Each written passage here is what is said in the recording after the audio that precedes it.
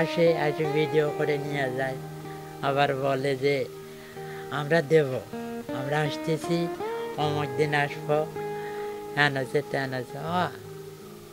মানে কথা দেয়, কথা রাখে না। এই জন্য ওদের উপরে একটু মন খারাপ। আমাদের এমপির কাছেও গেছিলাম, ওনার পায়ে পর্যন্ত পড়ছিলাম ভাই, কিন্তু আমার কথায় কোনো মূল্যই দেয় না। শিরিন শারমিন। আল্লাহ যা করে ভালোর জন্যই করে। আজকে তার পাওয়ার কোথায় গেছে, আমাকে আমাকে এতটা ইগনোর করছে, আপনাদের আমি বোঝাইতে পারবো না। কথা কর কোনো সুযোগই দেয়নি। ওনাদের কাছে আমি হাত জোর করে বলছিলাম যে ম্যাডাম দেখেন, আমাকে 5টা মিনিট সময় দেন।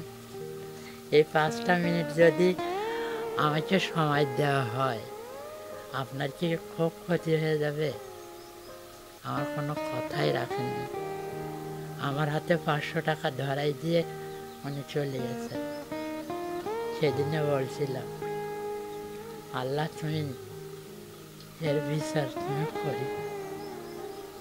জীবনে কোনো দিন মানুষের পায়ে পড়ি নাই।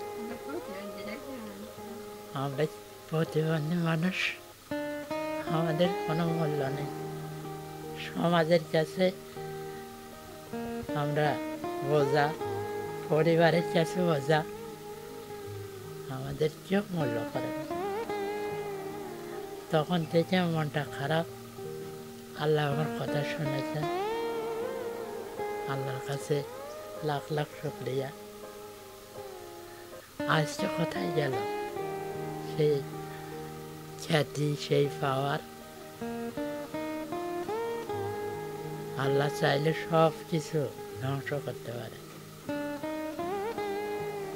এই ঘর আমার পানি পড়ছিল, থাকতে পারি নাই। বর্ষাকালে কাদর মধ্যে ছিলাম। ওনাকে বলছিলাম যে ম্যাডাম আমার একটা ঘরের ব্যবস্থা করে দেন না, আমি চলতে পারি না। আমার একটা যদি গাড়ি থাকতো। আমার পীরগঞ্জে 1 লোক অটো হুইল চেয়ার দিছে, তার হাতে 50,000 টাকাও দিছে, আমি পাইনি।